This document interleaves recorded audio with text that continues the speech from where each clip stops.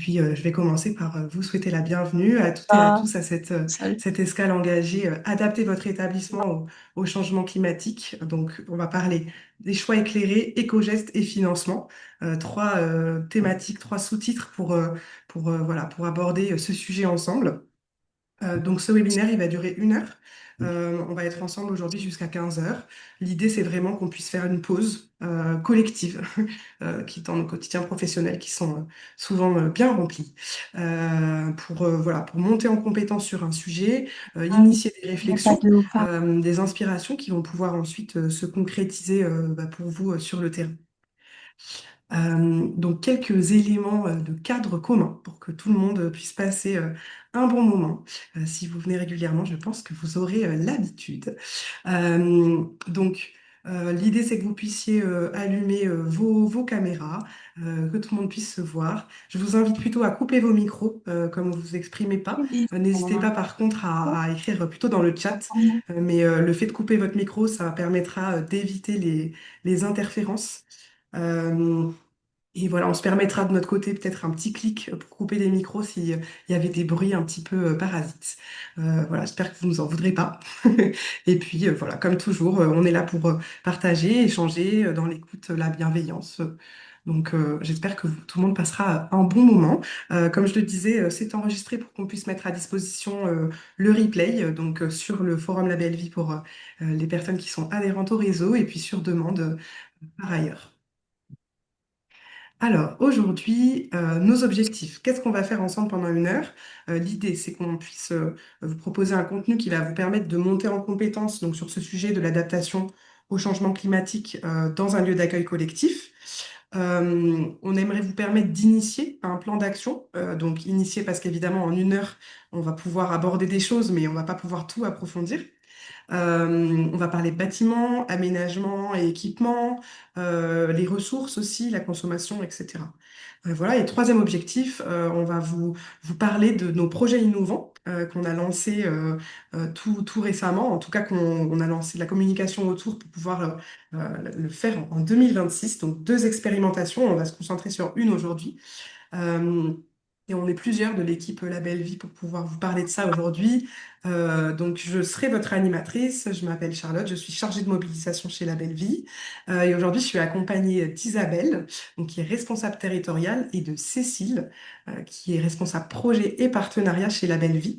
Elles vont toutes les deux intervenir au cours du webinaire, chacune sur leur sujet d'expertise au sein du projet La Belle Vie. Et on a aussi Pauline avec nous, qui est dans le chat et qui vous fait un petit coucou à la caméra. Et voilà, et aujourd'hui, on a aussi le plaisir d'accueillir Marie Péco en intervenante pour un témoignage. Elle est directrice du pôle petite enfance de l'ASFAD à Rennes. Elle va nous partager donc ses réflexions sur la crèche de demain et les détails de son projet crèche en carton. Donc voilà, on en reparlera un petit peu plus tard. Et puis bien sûr, vous tous et toutes qui êtes connectés aujourd'hui, donc un mélange des gestionnaires, coordinatrices, coordinateurs de groupes, donc privés, associatifs, collectivités. Il y a de tout aujourd'hui. Il y a aussi des professionnels de terrain, des personnes qui sont à la direction, voilà. Donc à la fois lieu d'accueil enfance et petite enfance. Et certains qui font déjà partie d'ailleurs du réseau La Belle Vie et sûrement beaucoup qui découvrent, ou en tout cas qui n'en font pas encore partie. Donc j'avais une première petite question à vous poser aujourd'hui pour savoir un peu qui est connecté avec nous aujourd'hui. Vous allez voir un sondage qui va s'afficher sur votre écran. Vous allez pouvoir sélectionner la réponse pour savoir si vous connaissez déjà La Belle Vie et comment. Enfin, est-ce que vous connaissez beaucoup, vous découvrez, vous êtes déjà engagé?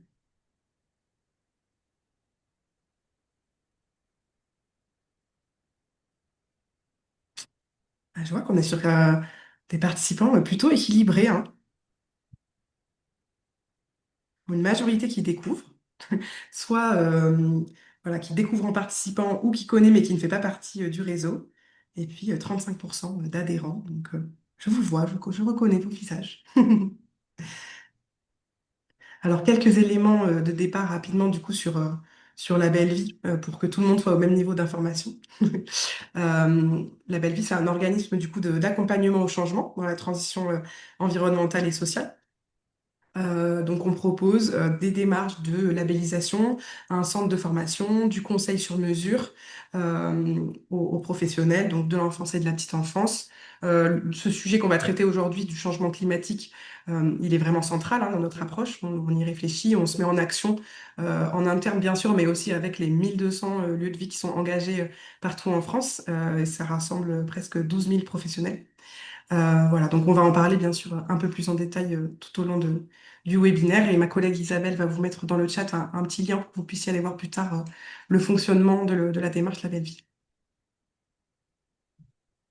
Et puis pour commencer, je vous propose quelques définitions, éléments de contexte pour qu'on sache vraiment voilà, de quoi on parle exactement, qu'on soit tous au même niveau d'information. Et évidemment avec cette notion de changement climatique. Alors, c'est une notion qui est centrale de notre engagement à tous et à toutes qui sommes présents aujourd'hui. On ne va pas passer trop de temps sur des définitions et des explications scientifiques, parce que mon intention, ce serait plutôt de vous transmettre des éléments qui soient tangibles, opérationnels, à appliquer après sur le terrain. Mais voilà, pour qu'on soit tous au même niveau d'info, je vous ai remis la petite définition. Il y en a plusieurs, j'ai choisi celle-ci. De la Convention cadre des Nations Unies sur les changements climatiques donc qui définit le changement climatique comme des changements de climat qui sont attribués directement ou indirectement à une activité humaine et qui altèrent la composition de l'atmosphère mondiale, qui viennent s'ajouter à la variabilité naturelle du climat observée au cours de périodes comparables. Donc, on parle du coup de modifications qui sont dues à l'augmentation de la concentration des gaz à effet de serre. Qui sont dans l'atmosphère et ça a lieu sous l'influence des activités humaines. Ça peut être les transports, la production industrielle, l'agriculture intensive, les constructions, le chauffage aussi des bâtiments. Voilà. On peut parler aussi de changement climatique au pluriel ou de dérèglement, parce que voilà, c'est pas uniquement un réchauffement, on parle aussi beaucoup de réchauffement, mais il n'y a pas que ça, il y a aussi de nombreux autres phénomènes climatiques qui sont parfois extrêmes, comme l'élévation du niveau des mers, les risques d'inondation, l'augmentation de la fréquence des tempêtes, les ouragans, les canicules. Bon voilà, je pense que tout ça, ça doit malheureusement vous parler. Euh, et juste un petit élément supplémentaire, attention à bien distinguer climat et météo. La météo, c'est vraiment le temps qu'il fait aujourd'hui et pour les jours à venir éventuellement. Le climat, ça va être la moyenne des conditions météo sur plusieurs décennies. Donc là, on parle vraiment de variations climatiques sur le long terme. C'est une échelle qui est très différente de la météo en elle-même. Et donc, dans le titre de ce webinaire, il y a aussi le verbe s'adapter. On parle d'adaptation au changement climatique parce que ben, ces changements, ils sont déjà là. Donc l'idée, c'est qu'on va s'adapter pour agir sur les conséquences de ce qui est désormais inévitable, pour les rendre justement plus facilement vivables. On va se concentrer sur ça aujourd'hui pour justement trouver des solutions concrètes, pour concilier ce contexte climatique en fait avec ben, la qualité d'accueil et la qualité de vie au travail de vos lieux de vie. Pour autant, ça ne veut pas dire qu'on se résigne et qu'on se dit, bon, bah, vu que le changement climatique est déjà là, on ne fait rien pour l'atténuer, puisqu'il y a aussi cette notion d'atténuation sur laquelle on travaille en parallèle. Et ça veut plutôt dire agir à la source sur les causes du changement climatique. Et idéalement, les mesures qu'on va prendre, elles doivent aller dans les deux sens, en fait, à la fois adaptation et atténuation, pour pas que l'un se fasse au détriment de l'autre. Un exemple à tout hasard, la climatisation, c'est pas vraiment de l'adaptation, puisque c'est une solution, entre guillemets, mais qui va aggraver le problème. C'est un exemple au hasard. Et alors, pour qu'on sache un petit peu plus aussi, vous, comment vous vivez ce sujet-là, vous diriez que l'impact chez vous du changement climatique, donc dans votre quotidien professionnel, il est plutôt comment? Donc là aussi, vous allez avoir un petit sondage qui va s'afficher pour pouvoir répondre. Par une des quatre options. Donc, est-ce qu'il est plutôt lourd à porter? De toute façon, on ne peut pas y faire grand-chose. Significatif, mais vous mettez des choses en place, des actions qui vont porter leurs fruits. Il est minime et l'établissement, il est bien adapté à tous les niveaux, donc ça va, c'est OK.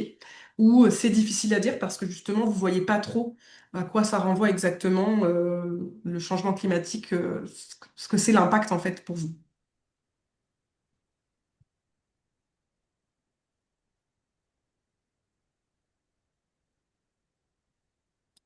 Je vois que une grande majorité de personnes, voilà, vivent un impact assez significatif de ce changement climatique dans leur quotidien professionnel, mais voilà, tout en mettant des choses en place. Très peu de réponses pour la première option où on ne peut pas y faire grand-chose. Donc, c'est rassurant.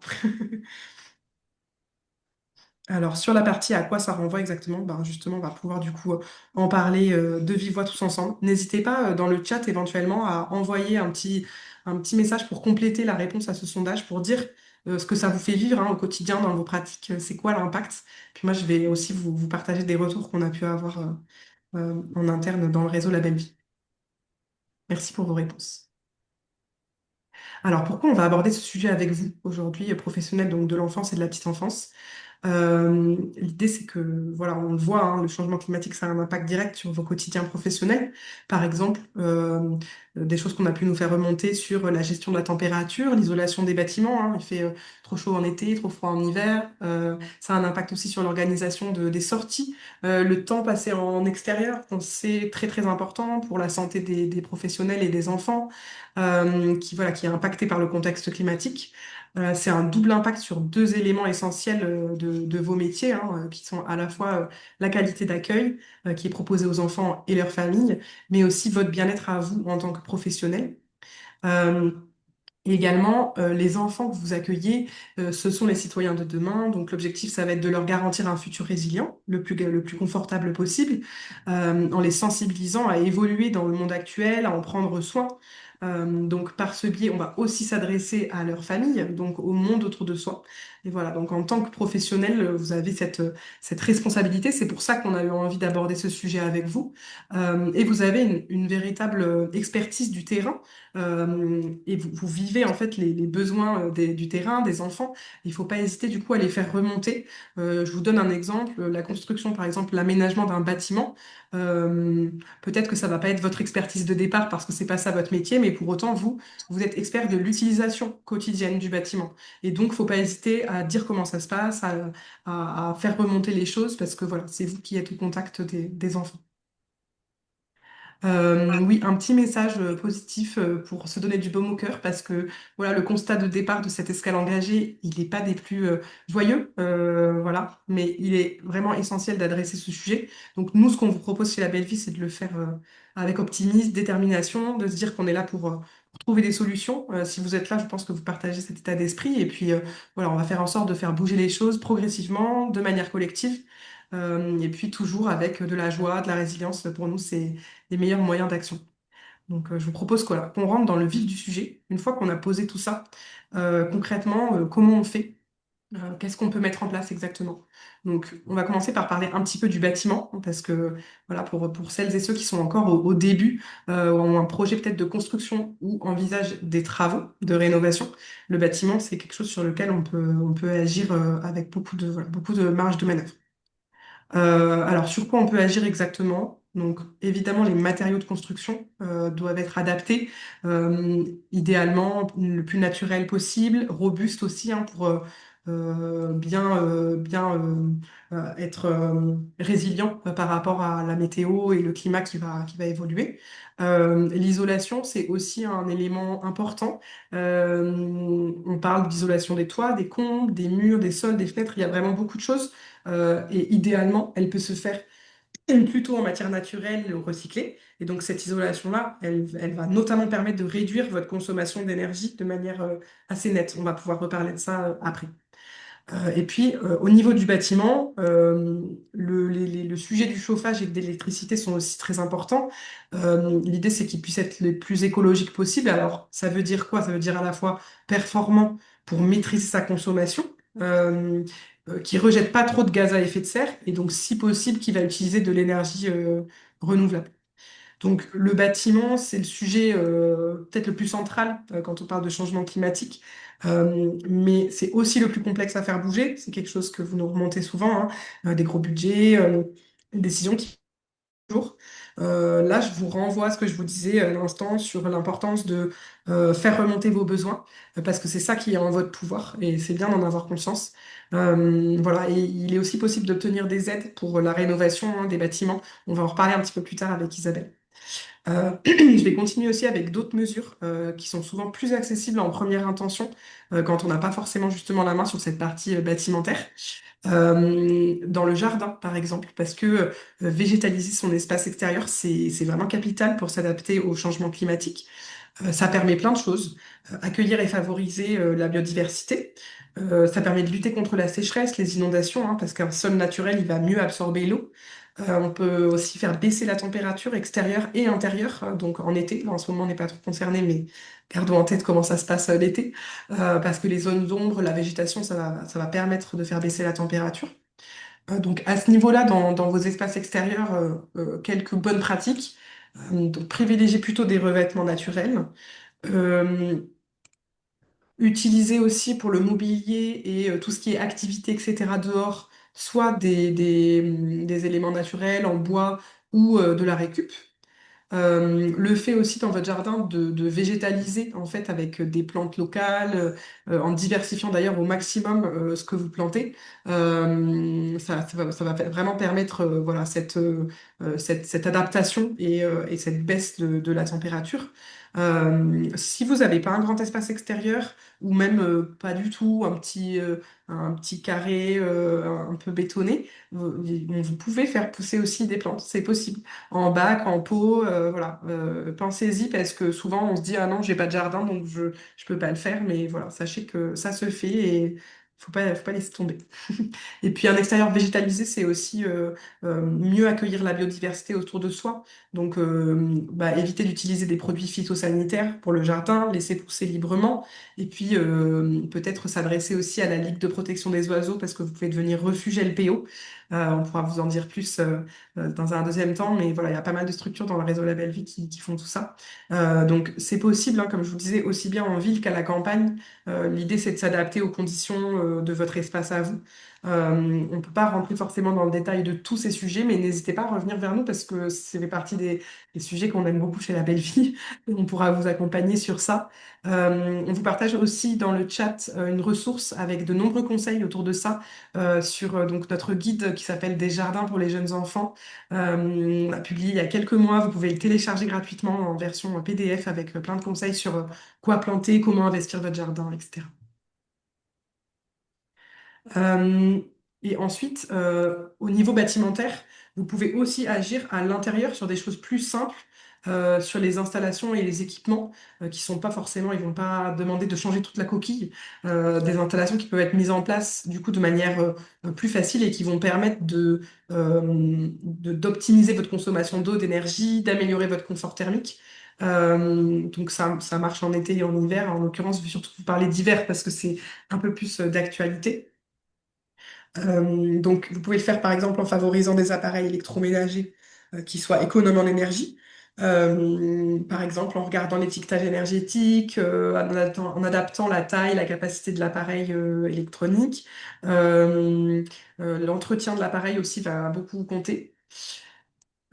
Pour tout ce qui est économie d'eau, les installations comptent aussi beaucoup hein, sur les robinets, les chasses d'eau.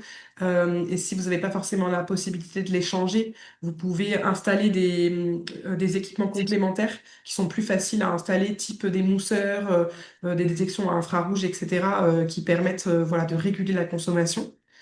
Les radiateurs peuvent avoir un impact assez important et notamment sur l'emplacement. Par exemple, s'ils sont dans un endroit trop enclavé, la chaleur, elle va pas bien rayonner ou s'il y a un meuble devant.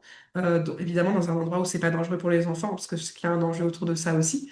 Mais voilà, pour que le radiateur il diffuse au mieux la chaleur, il faut aussi réfléchir à son emplacement. Et puis pour bien faire circuler l'air, il y a plein de solutions qui sont low-tech, comme on dit, donc qui ne nécessitent pas forcément de mettre en place une climatisation ou quelque chose de ce type-là. Donc là, je pense à des fenêtres qui s'ouvrent facilement, des brasseurs d'air, là comme sur la photo en haut. Et puis pour protéger aussi du soleil en été, il y a des équipements qui peuvent être installés, type des lames brise-soleil. Des voiles d'ombrage, un préau, etc. Donc là, sur la slide, vous pouvez voir quelques exemples d'une crèche marseillaise. Et donc, pour conclure ce chapitre bâtimentaire, on a le plaisir aujourd'hui d'accueillir Marie Péco avec nous, qui est directrice du pôle petite enfance de l'ASFAD, donc qui est l'association pour l'action sociale et la formation à l'autonomie et au devenir. Ils sont à Rennes. Voilà, et en matière bâtimentaire, il y a pas mal de solutions particulièrement innovantes et j'avais trouvé très intéressante celle dont m'avait parlé Marie. Donc, je vais lui laisser la parole pour qu'elle puisse se présenter et nous en dire un petit peu plus. Bonjour à tout le monde. Du coup, moi, je m'appelle Marie Péco. Effectivement, je suis directrice du pôle petite enfance de la SFAD. Donc, la SFAD, c'est une association militante, solidaire et féministe qui a quatre pôles d'activité. Du coup, un pôle protection de l'enfance, un pôle insertion et un pôle précarité, cohésion sociale. Et donc, moi, je travaille au sein du pôle petite enfance. Ce pôle petite enfance a quatre structures d'accueil. Les quatre ont un projet social. Donc, on a trois multi-accueils et une micro-crèche qui a été ouverte il y a peu de temps. Toutes ont une petite spécificité. Donc, une de nos crèches accueille un tiers des enfants en situation de handicap. Une autre, la micro-crèche, a été vraiment créée avec l'accueil d'enfants migrants ou en parcours migratoire en mixité d'accueil d'enfants de quartier. Donc, un projet bien particulier. Et les deux autres crèches ont des berceaux réservés au titre de la protection de l'enfance. Donc, on travaille avec des associations rennaises et des berceaux qui sont réservés pour les femmes accueillies au sein de notre CHRS. Donc ça, c'est l'essence même de nos valeurs, une mixité, alors on l'a dit, large, parce qu'elle est culturelle, sociale. Ce qu'elle veut dire dans mixité, c'est qu'il y a à chaque fois des enfants de quartier, et ce qu'on souhaite, c'est que toute cette vie communautaire puisse se faire dès la petite enfance. Euh, le projet dont parle La Belle Vie, en fait, de la toute première structure, qui est la structure Empty Moon, quand j'étais responsable de cette structure, on a décidé d'aller vers cet environnement qui nous est cher. Et donc, on s'est fait accompagner par la Vie sur cette première structure. Donc, on a commencé à réfléchir un petit peu, à changer nos pratiques et surtout à amener les familles à changer leur façon de faire. C'était vraiment quelque chose qui nous tenait à cœur. Parce qu'on a beau vouloir faire des choses, nous, au sein de la crèche, si effectivement on retrouve juste derrière la crèche voilà, des bouteilles vides jetées par les parents, voilà, ça n'a pas forcément de sens. Donc on voulait vraiment intégrer les familles, c'était vraiment le cœur du projet en lien avec l'accompagnement de la belle vie. Pour améliorer nos pratiques, améliorer les pratiques des professionnels, réfléchir différemment. Alors, je souriais sur l'extérieur, chacune de nos crèches a un extérieur. Et on avait beaucoup de structures plastiques, un grand parasol. Et en fait, la déclinaison de grand parasol il faut en acheter un, ben non, on est parti plutôt à planter des arbres, par exemple. Tout ça, ça a demandé un vrai travail d'équipe qui aujourd'hui est en œuvre et qui fait cohésion et permet alors au quotidien, par le biais d'activités, mais aussi par le biais de travail avec les familles. On a un conseil de parents qui est vraiment actif qui va venir travailler, par exemple, sur la construction d'une butte de terre au sein du jardin. On a des parents qui nous ont fait des jeux en bois pour les extérieurs. C'est tout bête, mais c'est des choses qui nous ont permis vraiment de modifier notre extérieur, de le penser différemment et en lien avec les familles. Et du coup, en impliquant les familles, ça permettait aussi de leur dire, bah, vous, il y a des choses qui sont possibles aussi chez vous. Euh, Dans la notion d'extérieur, quand on avait échangé avec Charlotte, il y a quelque chose qui m'est cher. En fait, dans le public accueillant, on a quand même des familles très vulnérables. Et il existe aujourd'hui en France plein de structures qui sont ouvertes vers l'extérieur. Dans l'ouverture de l'extérieur, je nuance toujours. Pourquoi? Parce que nous, on a des familles qui déjà, par leur mode de vie, sont beaucoup à l'extérieur, obligées de rester à l'extérieur parce qu'elles logent à l'hôtel, parce que l'endroit où elles dorment, elles doivent partir à partir de 8 heures et donc rester à l'extérieur.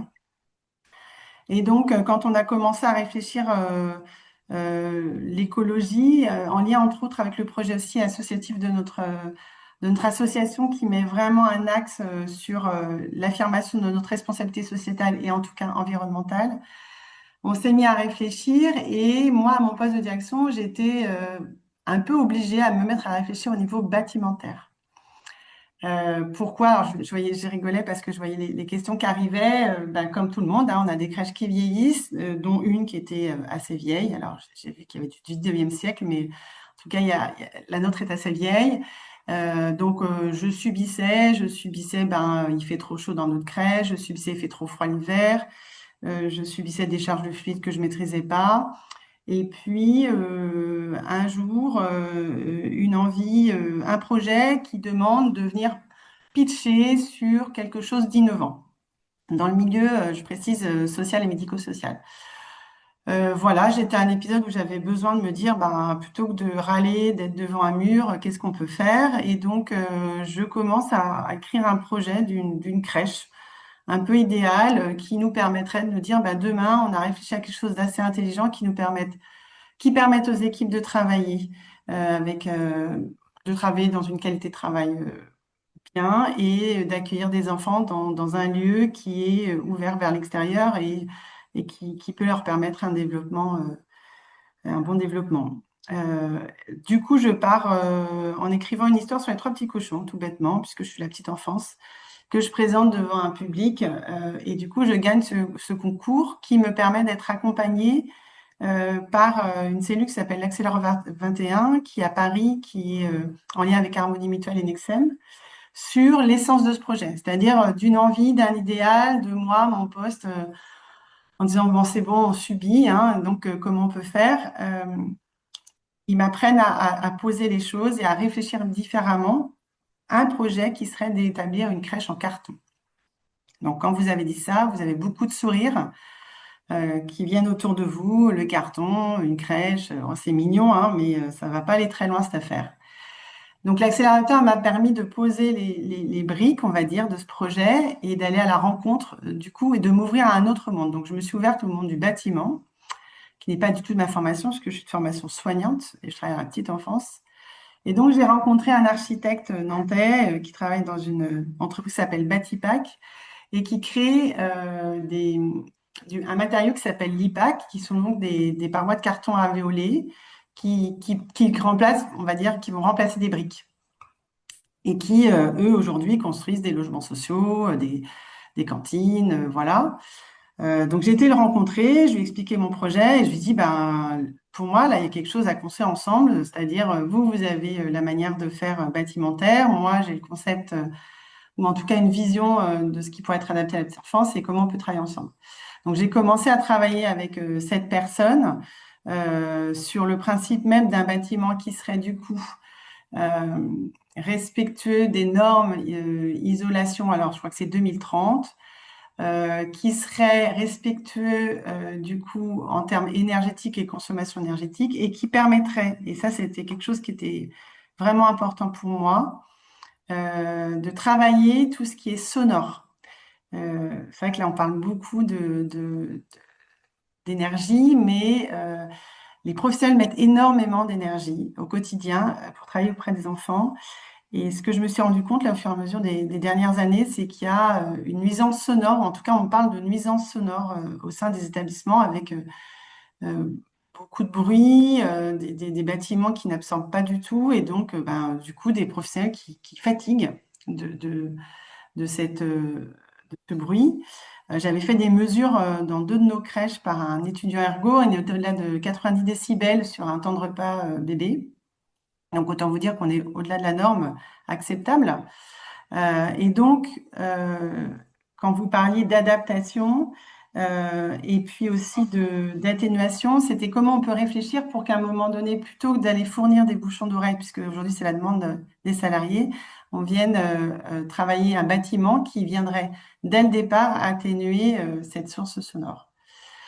Donc aujourd'hui, dans ce projet, je regarde Charlotte parce que du coup, je ne sais pas trop au niveau du temps, mais j'avance petit à petit. Je rencontre surtout beaucoup de personnes qui m'aident à penser le bâtiment différemment. Hein, moi, on a besoin de se faire aider, hein, on ne maîtrise pas les choses. On peut venir, nous, comme disait Charlotte, de ce qu'on connaît, c'est-à-dire du terrain, du vécu au quotidien, des familles accueillies, de ce qui ne va pas, hein, parce qu'on sait très bien dire ce qui ne va pas dans nos bâtiments. Et je suis assez d'accord avec une professionnelle qui a écrit, voilà, c'est conçu et pas forcément conçu avec le quotidien. Donc, c'est à nous de faire remonter ça et de dire c'est quoi notre quotidien et ce dont on a besoin. On n'a pas forcément besoin d'une crèche jolie, on a besoin d'une crèche fonctionnelle.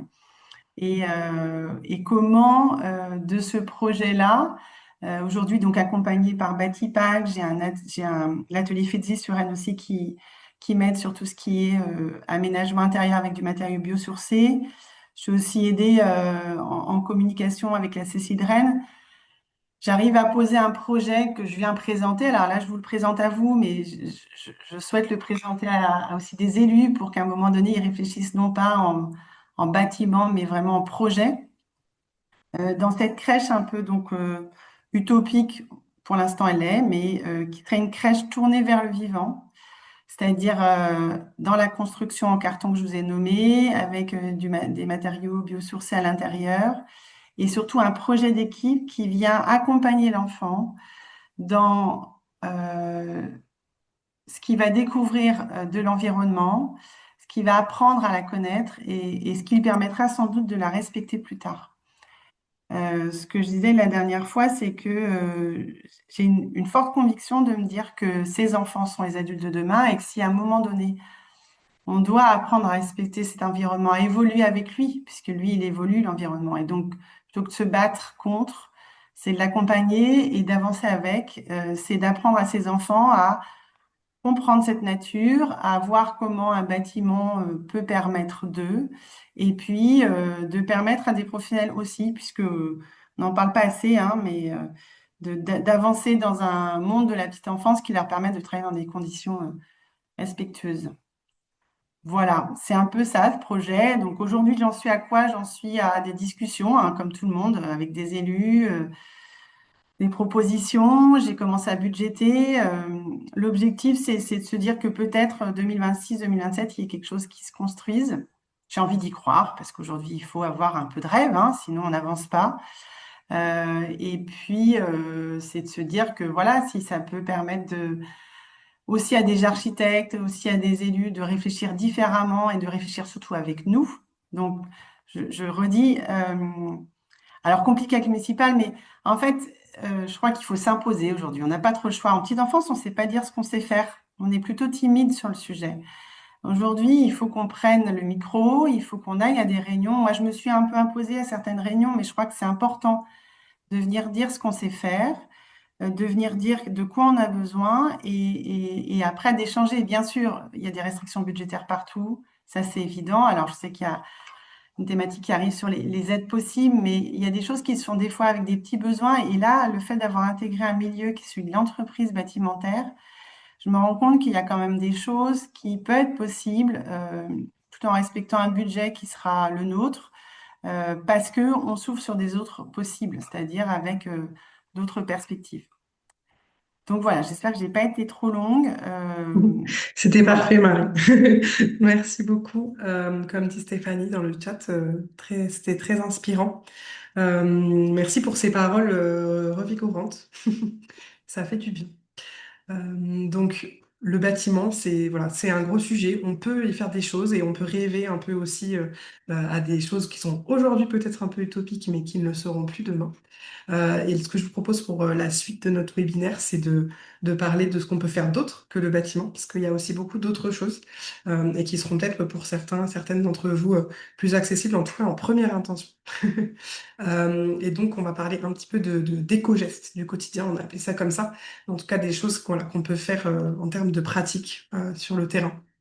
Donc, tout d'abord, en matière de consommation d'énergie, évidemment, hein, c'est un sujet qui revient quand même assez facilement.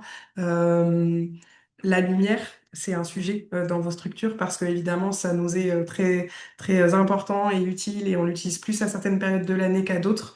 Mais voilà, il y a des manières de l'optimiser, de faire en privilégiant, par exemple, la lumière naturelle hein, quand c'est possible.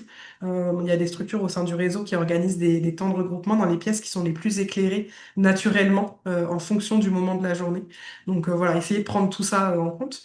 Évidemment, il y a tout un sujet autour de la sensibilisation. Vous pouvez voir là sur le visuel qui est sur le support de présentation. Il y a plein de choses assez créatives à faire, hein, inventer des slogans, des affiches pour sensibiliser à la fois l'équipe à prendre en main ce sujet-là. Et puis évidemment, c'est aussi pour les enfants et les familles. Et puis des pratiques au quotidien qui peuvent être aidantes et qui sont toutes simples.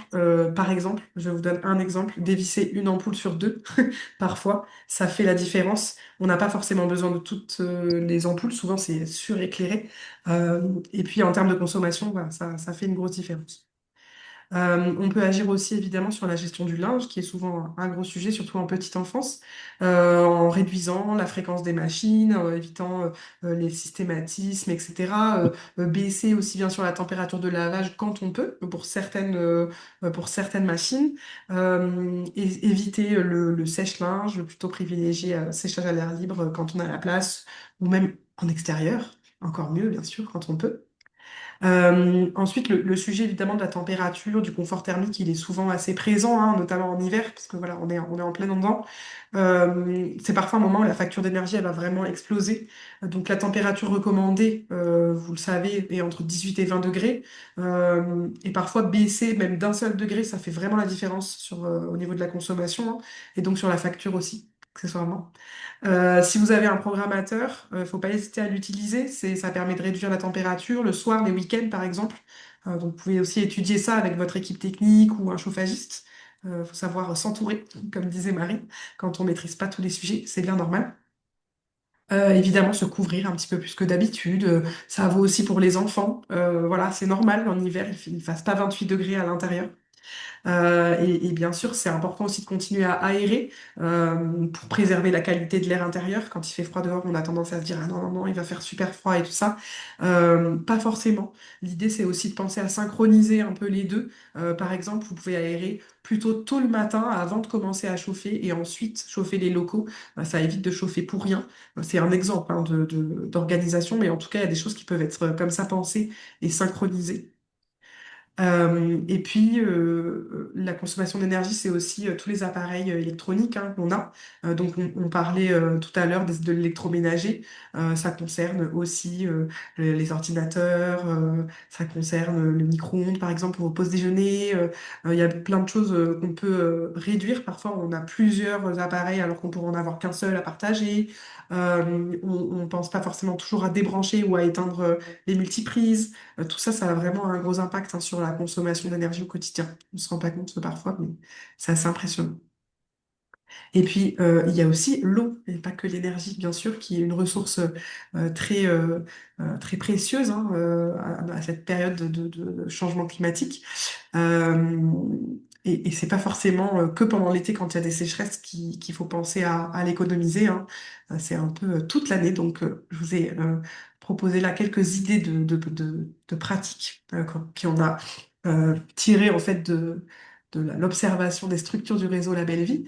Euh, Évidemment, la récupération, notamment récupérer l'eau qui n'est pas bue à table par les enfants dans des bidons. Donc, nous, on a appelé ça Monsieur et Madame Bidon. Vous en avez tout un florilège d'exemples sur le support de présentation qui sont issus des structures du réseau La Belle Vie. Donc, ça en fait une activité en fait de sensibilisation avec les enfants.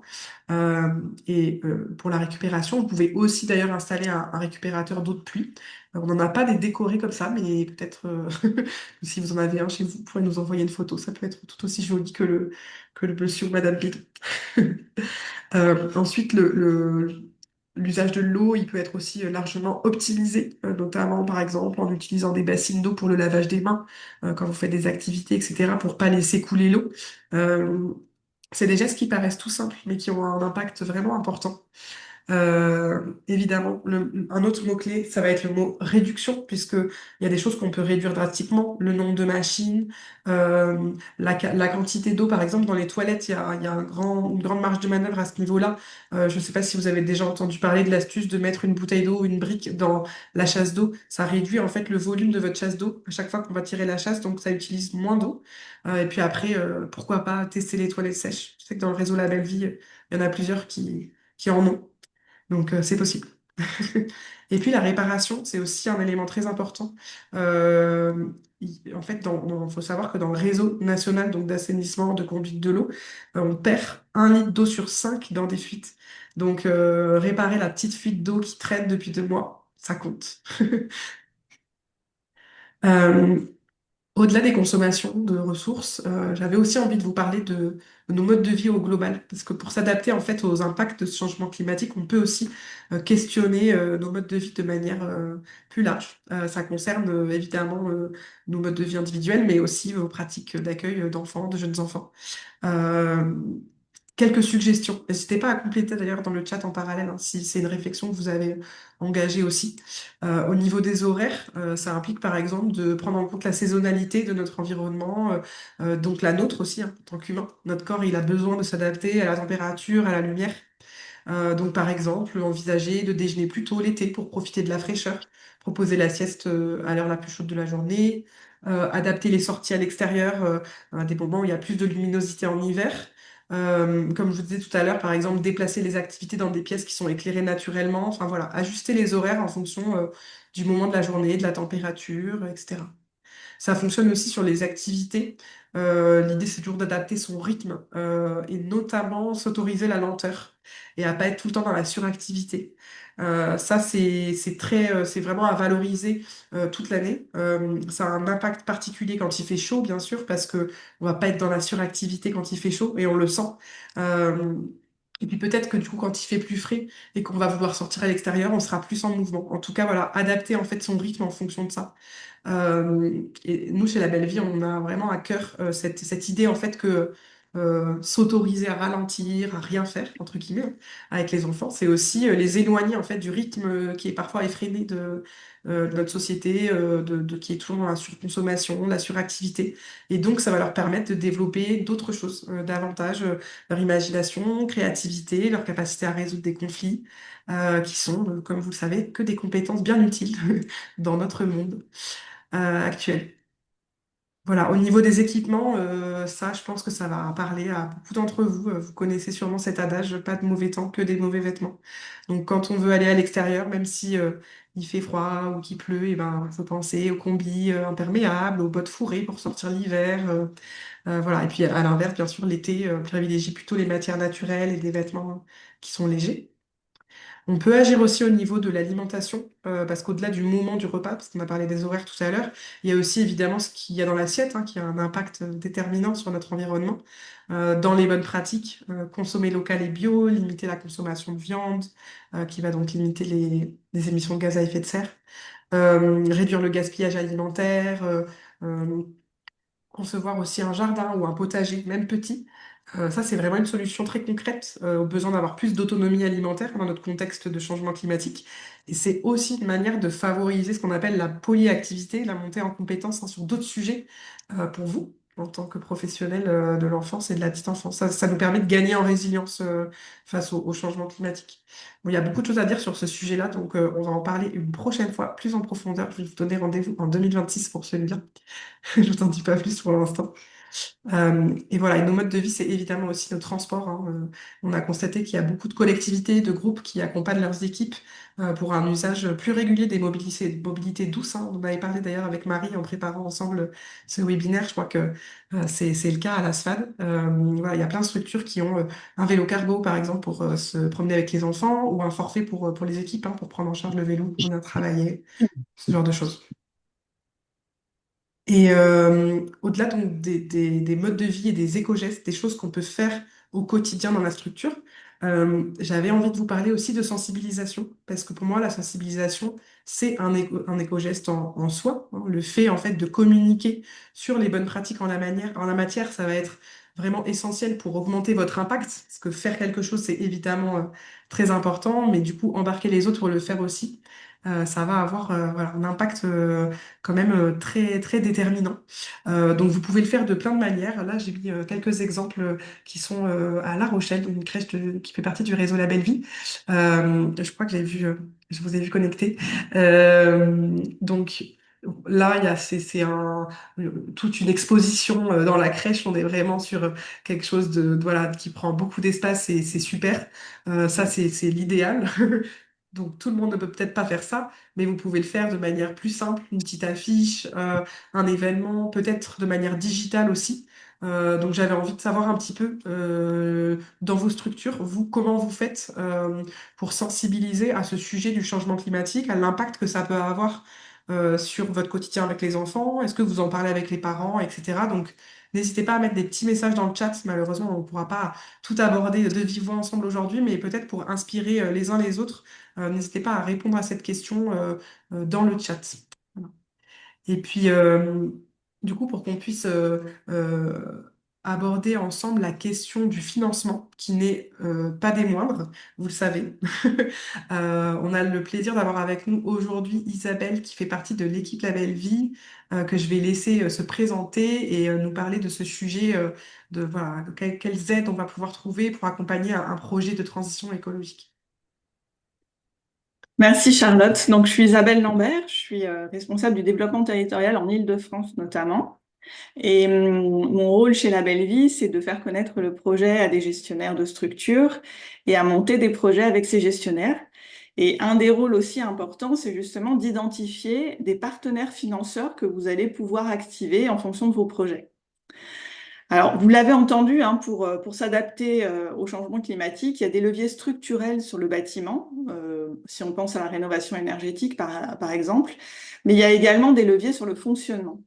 Et s'il y a certains changements qui ne demandent pas forcément d'investissement financier, pour d'autres, ça va vraiment être clé de chercher des aides au financement. Alors, les premiers grands partenaires financeurs sont les CAF. Vous allez vraiment trouver auprès des CAF un soutien financier à la mise en place de projets qui sont liés à la transition écologique, hein. Ça fait partie de la COG actuelle. Euh, Nous, chez La Belle Vie, on va pouvoir identifier avec vous la pertinence de ces financements selon votre situation. Donc, par exemple, si vous êtes en création d'un EAJE ou d'une MAM, c'est un fonds qui s'appelle le PIAGE qui s'applique. Il faut qu'il y ait une création de place ou une augmentation de plus de 10% de la capacité d'accueil et il faut qu'il y ait 30% de gros œuvres des travaux engagés. Et dans ces cas-là, il existe un bonus développement durable lorsque vous êtes labellisé par un des organismes identifiés par la CNAF, dont La Belle Vie fait partie. Et ce bonus, il peut aller jusqu'à 3 500 € par place et il est cumulable avec la subvention gros œuvres. Donc ça vous permet vraiment de créer justement des structures qui vont savoir s'adapter, qui prennent en compte ces évolutions climatiques. Pour les relais petite enfance et les ALSH, il existe aussi des aides, hein. Alors, quand vous êtes en rénovation ou en modernisation de structure, il y a un autre fonds qui s'appelle le fonds de modernisation, quand il y a du gros œuvre, sans forcément qu'il y ait création de place. Et là, ce fonds de modernisation, il va permettre de, par exemple, vous mettre en conformité avec les exigences réglementaires. Pour les EAGE en PSU, le socle de base, il est majoré à 6 800 € lorsque les travaux donnent lieu à une labellisation Label Vie. Je peux vous donner quelques exemples d'actions financées. Ça peut être des actions autour d'une alimentation plus saine, d'une végétalisation des espaces extérieurs, de l'évolution du change, de la performance énergétique ou d'autres sujets encore. Pour les structures qui sont en fonctionnement, les CAF, elles font des appels à projets sur les fonds publics et territoires et qui permettent en fait de renforcer la qualité d'accueil des enfants. C'est vraiment une des priorités fondamentales des fonds publics et territoires. Donc, dans ce cadre-là, eh bien, vous pouvez avoir une approche sur cette adaptation au changement et renforcer la qualité du lieu.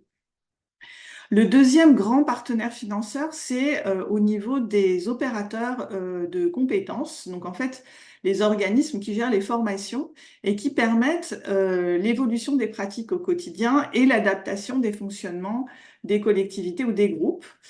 Voilà, donc les OPCO, il faut leur en faire la demande, hein, quand on a une volonté de former son équipe pour justement s'adapter au changement climatique.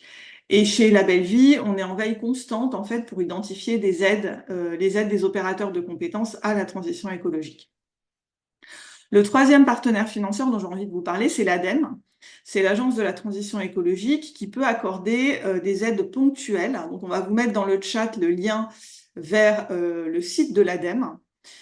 Il y a également, si vous êtes une collectivité, un programme qui s'appelle Acté, qui met à disposition et qui finance des outils d'aide à la décision pour aider vraiment les groupements de collectivités à développer des projets de rénovation énergétique des bâtiments publics. Donc, ce sont des projets qui vont avoir pour vocation à renforcer l'efficacité énergétique des bâtiments publics et la substitution des énergies fossiles par des systèmes qui sont performants et bas carbone. Je vois une petite question. Alors, les OPCO financent les structures privées, hein, de statut privé. Donc, voilà pour le programme Acté dont on vous a mis le lien dans le chat. Il y a régulièrement des appels à projets au niveau des régions. Donc, par exemple, en ce moment, en Île-de-France, la région Île-de-France soutient la création d'îlots de fraîcheur. Donc, il faut vraiment avoir une veille, regarder un petit peu dans vos régions s'il y a des choses sur ces sujets-là. En ce qui concerne cet appel à projet en Île-de-France, ça vise en fait à désimperméabiliser les sols, à végétaliser et à mettre en place des systèmes de gestion alternatifs des eaux pluviales. Voilà. Et puis, le dernier peut-être partenaire financeur dont je peux vous parler, c'est la mutualité sociale agricole, la MSA, qu'on va trouver donc sur des territoires ruraux. Et là, effectivement, vous pouvez aussi consulter leur site. Ils peuvent proposer des aides à la fois des acteurs publics, privés et associatifs. Alors, on a réalisé une fiche que vous voyez s'afficher là, une fiche de décryptage des financements que je vous invite vraiment à découvrir parce que c'est une fiche qui reprend les éléments que je viens de vous transmettre en parlant d'autres encore. Donc, voilà, vous allez vraiment y trouver une source d'information. Et puis, on peut également revenir vers vous pour justement identifier ensemble les meilleurs leviers au financement de vos projets. Donc, n'hésitez pas à me contacter directement sur mon mail dont on va vous mettre voilà, l'adresse dans le chat si vous avez des questions à ce sujet. Merci beaucoup Isabelle pour toutes ces clés. On vous renverra le tableau récapitulatif par mail après ce temps. Et puis, je vais inviter mon autre collègue Cécile à pouvoir nous parler également de sa mission au sein du projet La Belle Vie et notamment donc le fameux projet pilote. Merci beaucoup, Charlotte. On va commencer, si ça vous va, par un petit quiz avant qu'on vous présente ce nouveau projet. Donc, l'idée, ça va être de vous poser 4 questions. On va pas forcément on va pas vous faire voter, mais vous pouvez retenir la réponse que vous auriez choisie et puis voir si vous avez juste. Donc, la première question, c'est quel public est le plus vulnérable selon vous aux vagues de chaleur? Est-ce que c'est les adultes de 40 à 50 ans, les enfants, en particulier les plus petits, ou est-ce que ce sont les adolescents? On vous laisse réfléchir 2 secondes. Et puis, je pense qu'on peut afficher la réponse. Et c'est les enfants, en particulier les plus petits, parce qu'ils ont une thermorégulation qui est immature et du coup, de ce fait, des difficultés à adapter la température de leur corps. On peut passer à la question suivante. La question suivante, c'est quel est l'un des effets directs les plus courants du changement climatique sur les lieux qui accueillent des enfants? Est-ce que c'est la fermeture temporelle liée aux inondations ou aux vagues de chaleur? Est-ce que c'est une amélioration du confort thermique dans les lieux d'accueil en hiver? Ou est-ce que c'est une augmentation des épisodes d'allergie nécessitant des adaptations au quotidien? Pareil, on vous laisse quelques secondes pour réfléchir. Et puis, je pense qu'on peut afficher la réponse. Donc, c'est la fermeture temporelle liée aux inondations ou aux vagues de chaleur. C'est de plus en plus courant, hein. C'est vous, d'ailleurs, au sein du réseau qui nous faites ces remontées. Et on peut, la réponse 2, c'était un peu un piège parce qu'on peut avoir parfois tendance à penser qu'on est sur des notions de réchauffement climatique et donc qu'il ferait plus chaud en hiver, mais malheureusement c'est pas le cas. On est sur plutôt un dérèglement climatique, donc il peut on va plutôt faire face à des températures extrêmes, mais il fera pas forcément toujours plus chaud. Voilà, on va passer à la question suivante. Parmi les pratiques suivantes, laquelle contribue le plus efficacement à économiser l'eau au quotidien? Est-ce que vous pensez que c'est utiliser des bassines pour le lavage des mains ou des activités? Est-ce que c'est augmenter la pression de l'eau pour réduire la durée d'utilisation? Ou est-ce que c'est laisser couler un filet d'eau en permanence pour garder les robinets propres? Et la bonne réponse, ça va être d'utiliser des bassines pour le lavage des mains ou des activités. C'est la même idée dont parlait Charlotte au début de ce webinaire ou de ce temps où voilà, quand toute l'eau qu'on peut réutiliser, forcément, c'est ce qui est le plus efficace. Et la dernière question, quel type d'aménagement extérieur peut réduire significativement la température perçue? Est-ce que ce sont les sols en béton clair, les revêtements en caoutchouc ou la végétalisation des espaces extérieurs. Là, tout le monde c'est au taquet. C'est effectivement la végétalisation. On en a parlé aussi au début, donc c'est ce qui est le plus efficace. Merci Cécile pour ce petit quiz. Du coup, partant de ce constat-là, dans le pôle donc, qu'on appelle partenariat et innovation chez La Belle Vie, vous avez travaillé donc, sur ce projet pilote que je vais te laisser présenter. Si tu y arrives en 2 minutes, ce serait incroyable. Oui, tout à fait. Donc, chez La Belle Vie, on travaille toujours sur des projets innovants parce que l'idée, c'est d'aller toujours un petit peu plus loin que ce qu'on fait déjà. Et donc, actuellement, on travaille sur un projet autour de l'adaptation et l'atténuation au changement climatique. Donc, qui va se découper en 4 temps. La première partie, on va faire de notre côté, chez La Belle Vie, une revue de littérature en lien avec des experts aussi pluridisciplinaires pour essayer de comprendre les risques auxquels seront exposées les crèches demain ou sont déjà exposées et surtout aussi comment on peut trouver des solutions pour y faire face.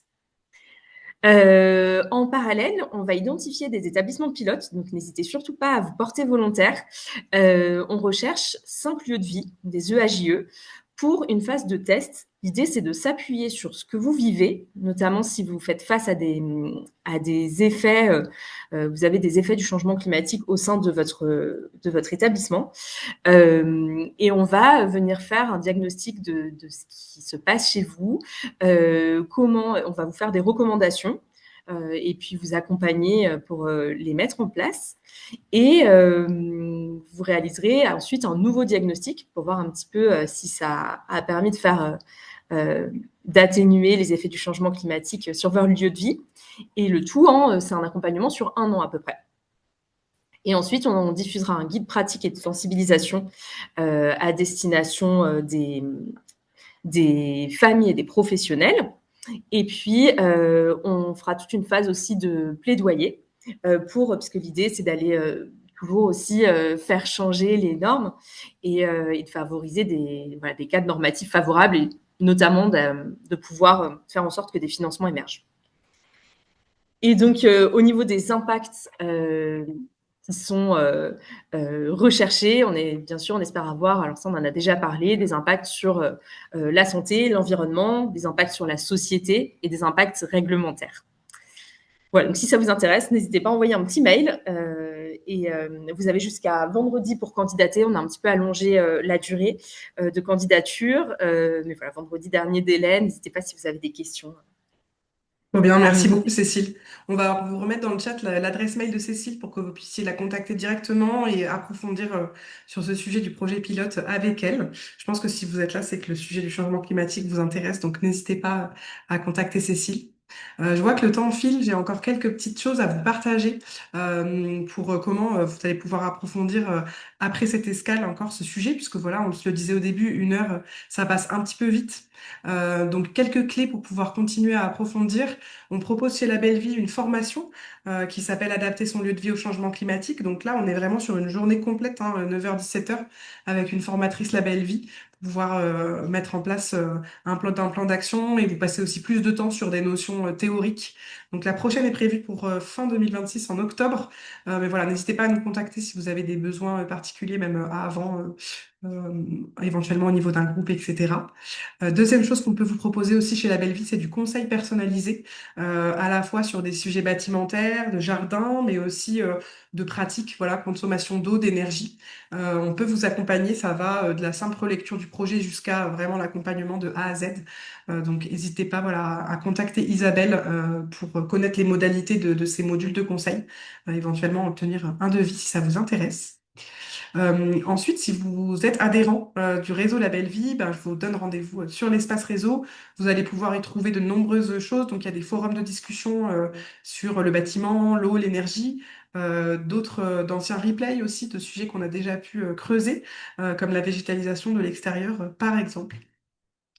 Et si vous faites partie des personnes qui découvrent aujourd'hui et que la démarche La Belle Vie vous intéresse, je vais vous inviter peut-être à vous connecter à nos prochaines visio-découvertes, donc des webinaires d'1 heure pour approfondir comment fonctionne la démarche La Belle Vie, comment on s'inscrit, combien ça coûte, etc. Donc prochaine date, le 15 janvier pour les EAJE et le 5 février pour les ALSH. On vous renvoie les liens d'inscription dans le chat et par mail juste après. Et une dernière question pour vous, en clôture de ce webinaire, de cette heure passée ensemble. J'espère que voilà, ça aura été une pause agréable pour vous et constructive dans votre quotidien professionnel. Et on avait un petit peu envie de savoir ce que ce sera votre prochaine étape après ce webinaire. Euh, qu'est-ce que vous allez mettre en place? Est-ce que vous voulez échanger avec votre équipe, faire une formation ou un conseil, candidater au projet pilote? Qu'est-ce qui vous parle le plus? Vous pouvez sélectionner plusieurs réponses. C'est autorisé.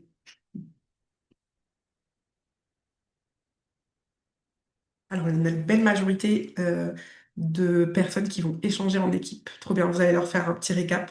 Ça, c'est super. Ils seront contents que vous ayez adopté cette mission d'aller vous connecter pour tout le monde et de rendre les compétences ensuite publiques. C'est sympa.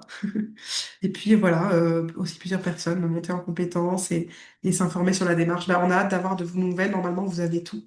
Je vous donne aussi rendez-vous du coup en février, donc pour la prochaine escale engagée, je vous l'ai dit tout à l'heure, qui sera sur l'alimentation.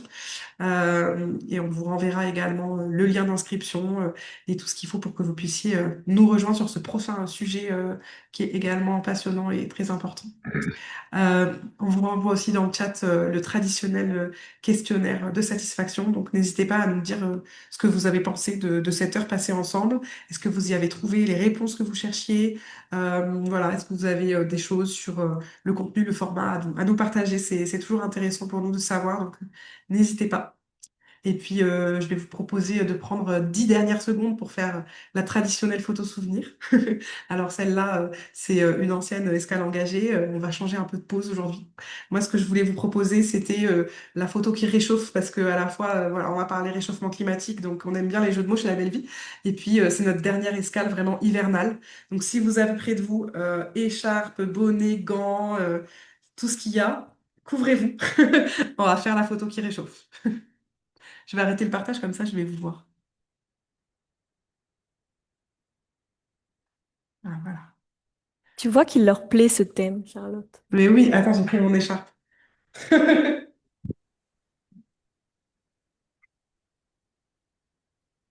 Cécile, elle On a voit une tout le monde se bouilloire. préparer, Une ça me fait bouilloire. plaisir. Ah, super, des gants. Oui, la bouilloire. Bouillotte, bouilloire, tout est bienvenu. Hop. Allez, à 3, je vais les prendre la photo. Tout le monde est en train de courir chercher son bonnet. Les gants et tout, Laure, elle a la Ouais, totale. c'est bien, c'est bien. Super important. Oui, vous pouvez vous Parti. faire comme Puis ça les et tout câlins aussi, aussi. ça réchauffe, c'est cool. Et puis Exactement. Jaya. C'est beau. Allez, je vais en prendre plusieurs parce que vous êtes très nombreux et nombreuses. Un, deux, trois. Bougez pas. Il a Super, quand ben même merci un beaucoup. bonnet de Noël en plus, c'est trop bien. Ah, c'est super. Merci à vous. À l'année Merci pour prochaine. votre participation et à la prochaine fois. Au Bon plaisir. Au revoir. après-midi, au revoir. Merci. Au revoir. Merci, au revoir.